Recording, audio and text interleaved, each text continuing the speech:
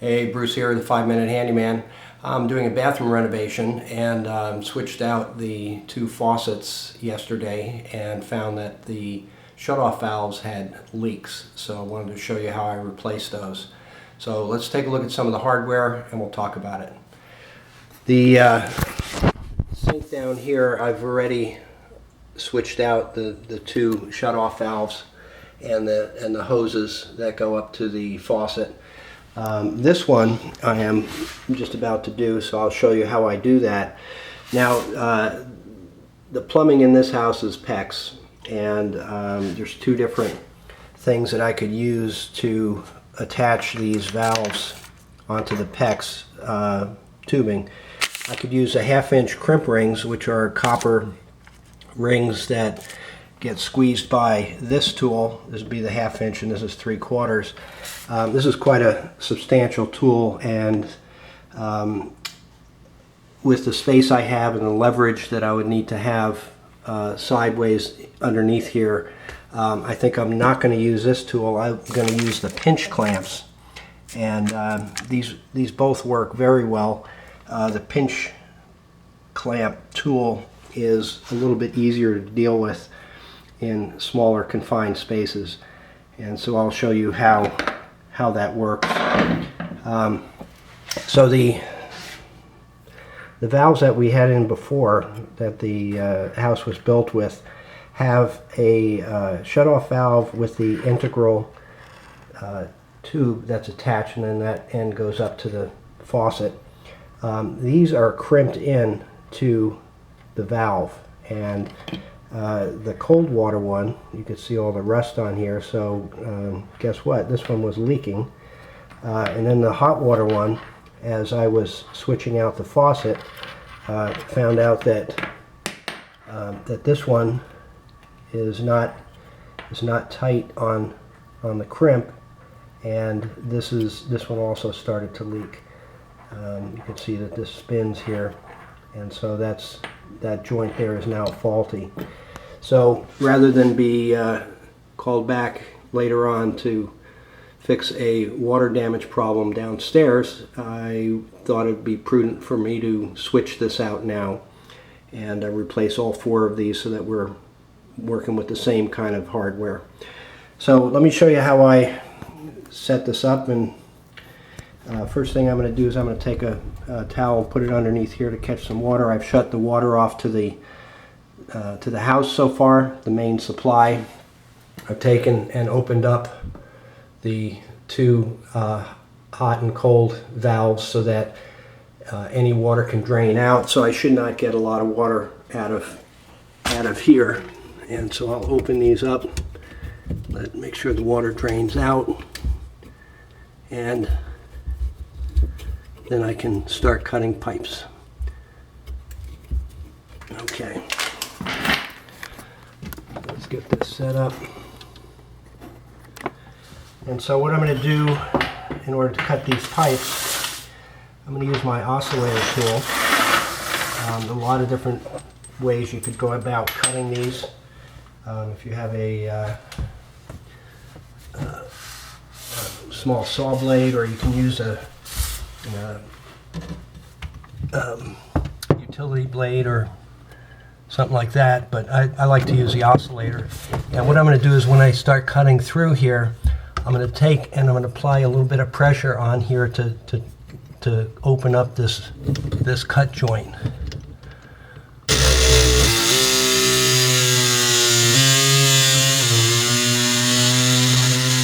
All right, see, so I'm opening it up this way so it doesn't pinch down on the blade, and I'll just continue all the way through.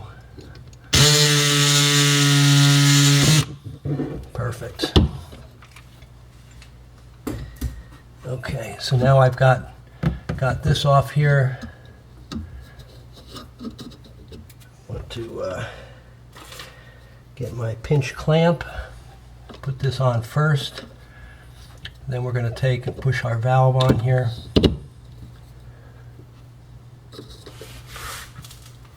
And all right, and so I want to make sure that this is seated all the way in up against the edge of the pipe. And I'm going to take my clamp and I'm going to have it about 1/8 of an inch from where the end of the pipe is. The way that this tool works is it opens all the way up.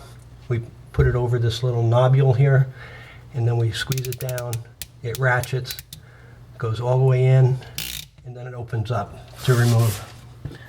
So let's see if we can get this.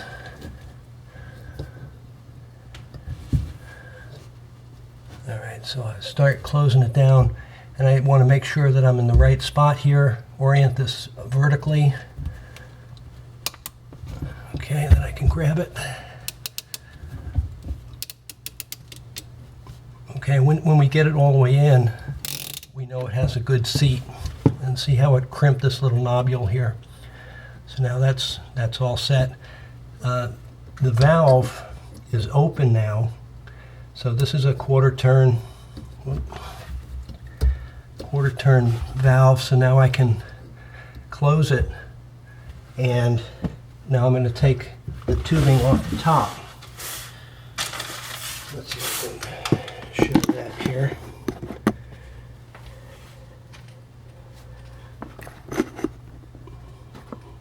Okay.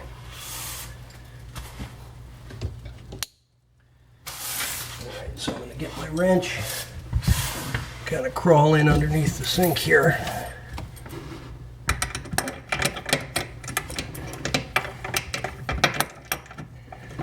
I'll just open this up, unscrew it.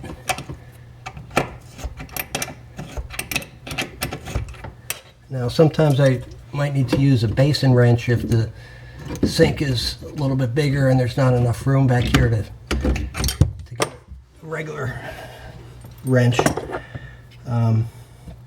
But here you can see this is the old one, and what we're going to do is we're going to install a new supply tube.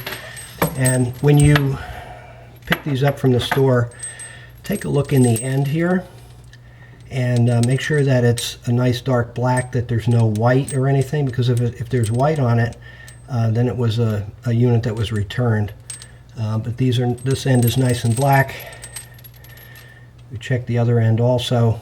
It looks good. And so now what I'm going to do is I'm going to install on the top first. And screw this on. Get the threads going, and I can take my wrench and start tightening it.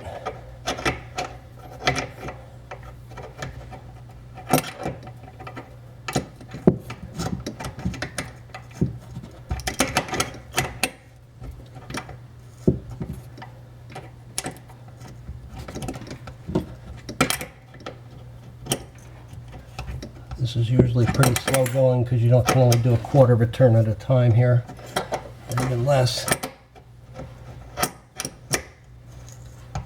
Alright, so when I tighten this up, because there's a rubber gasket inside of this fitting, I do not want to over tighten it. And so I'm going to just snug it in nicely, and then I can get this other side on here. Put it on the valve, and what I want to do now is I want to give this a little bit of a twist so that the tubing, the supply tube, sits vertically here, because it's a little bit longer than the length from here up. So there's going to be a little bit of a bend in it.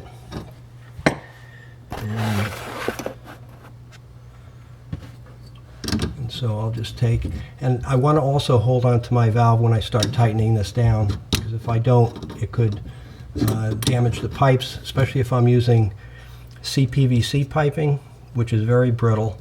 You have to hold this with a wrench, but with PEX, I can hold it with my hand, because I'm not going to tighten this down too much. I'm just going to snug it so that we get a good seal here.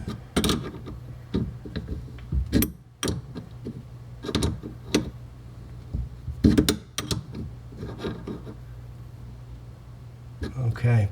All right, so this one is done. I'm going to do the other one, and then I'll go turn the water supply back on. But I want to make sure that I have these shut off to begin with, and then I'll go downstairs, turn on the main line water supply, come back up, and I'm going to open this valve and check for leaks here and up top.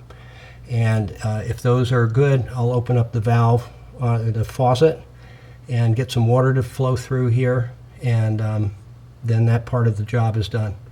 So this is a way to replace the shut-off valves underneath a sink. Whether it's a bathroom or kitchen, doesn't really matter, same type of process. If you have a different type of supply line, you can use a different type of connector here. If you have copper, you can use a shark bite that slips over the copper, and those work very well. And this way you can switch out if your valve is leaking, or if it's not shutting all the way off when you close it. That's the solution for it. So thank you for watching. I'd love to have you subscribe to my channel. You can see all of the different videos that I've made on different aspects of repairs and construction. And if you have any comments, or if there's something you'd like me to demonstrate, please leave that in the comments section. Thanks for watching. This is Bruce with the 5-Minute Handyman.